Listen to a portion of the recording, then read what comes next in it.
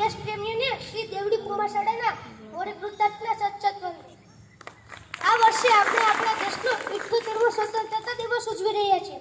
ત્યારે અહીંયા ઉપસ્થિત શિક્ષકગણ, મારી સામે બેઠેલા વિદ્યાર્થી મિત્રો તથા જોશભેર સ્વતંત્રતા દિવસની ઉજવણી કરવા આવેલા ગ્રામજનોને મને પ્રશ્ન પૂછવો છે. શું આપણે ખરેખર આઝાદ છીએ? આ મારા પ્રશ્નનો ફક્ત એક જ જવાબ છે, ના ના ના, ફક્ત ના જ. આપણે સૌથી મોટા ગુલામ છીએ આપણા દેશમાં વ્યાપક પ્રમાણમાં ચાલી રહેલા ભ્રષ્ટાચારના. આપણે ગુલામ છીએ પ્રદૂષણના, આપણે ગુલામ છીએ ગંદકીઓના અને બીમારીઓના. આવી તો અનેક ગુલામીઓ છે જેને આપણે જન્મથી લઈને અત્યાર સુધી ગુલામ બનીને જીવી રહ્યા છીએ. આ બધી ગુલામીને સાંકળવાથી સૌથી મોટી કડી હોય તો ભ્રષ્ટાચારની. હાલના આપણા દેશની પરિસ્થિતિ મુજબ ભ્રષ્ટાચાર આપણા દેશને કેન્સરની જેમ અંદરથી ખોખલો કરી રહ્યો છે. આજે આપણે સમાચાર પત્ર કે સમાચાર ચેનલો મારફત હરરોજ જોઈએ છીએ કે નાના પટ્ટાવાળાથી લઈને મોટા અધિકારીઓ સુધી કોઈકને કોઈક આડકતરી રીતે ભ્રષ્ટાચાર અથવા ગેરનીતિમાં સંડોવાયેલા જોવા મળે છે. આ ફક્ત સરકારી કર્મચારીઓ પૂરતું જ નથી, પરંતુ નાના મોટા ધંધાવાળા, સ્કૂલ કે કોલેજના સંચાલકો કે પછી બિલ્ડરો પણ ઘણા અંશે ભ્રષ્ટાચાર અથવા ગેરનીતિમાં સંડોવાયેલા જોવા મળે છે.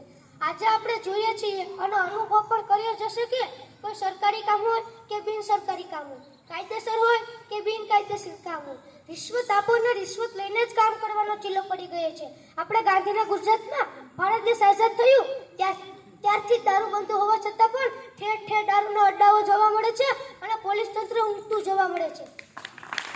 આજે આપણે જોઈએ છીએ કે બાળકોને શાળા તથા કોલેજમાં એડમિશન મેળવવા માટે બિનકાયદેસર મસ્ત મોટી ડિપોઝિટો અને પછી તોતિંગ ફીઓ ભરીને બાળકોને ભણવા માટે મજબૂર થવું પડે છે.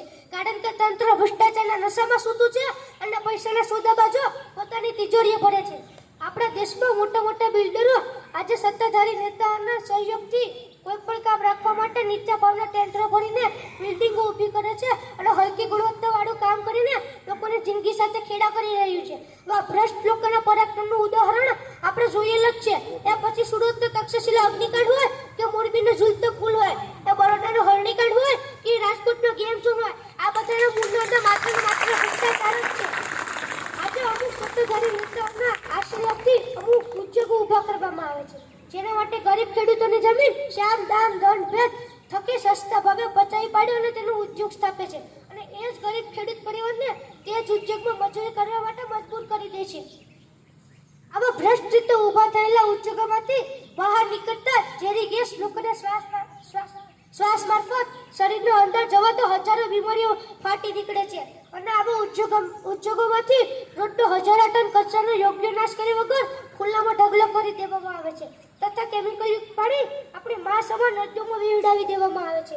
આનાથી આપણા પર્યાવરણ તો વ્યાપક નુકસાન છે જ, પણ તેનાથી વધારે આપણા શરીરના અંદર ભયંકર બીમારીઓ પેદા થાય છે.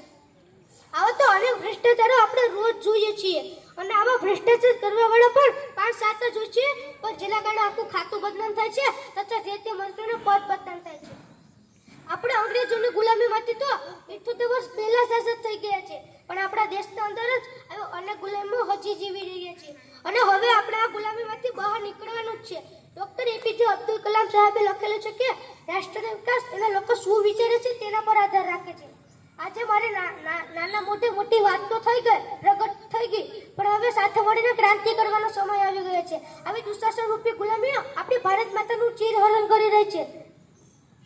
આપણે પિતામહ ભીષ્મ કે ગુરુ દ્રોણાચાર્ય બનીને નથી જવાનું, પરંતુ મહાબલી ભીમ બનીને આ ગુલામોની છાતી ચીરીને બહાર નીકળવાનું છે.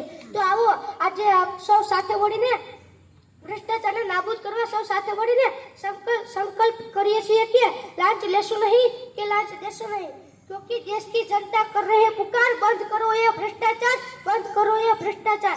जन जन का यही है नारा, भ्रष्टाचार मुक्त भारत हमारा, भ्रष्टाचार मुक्त भारत हमारा. जय हिंद, जय भारत.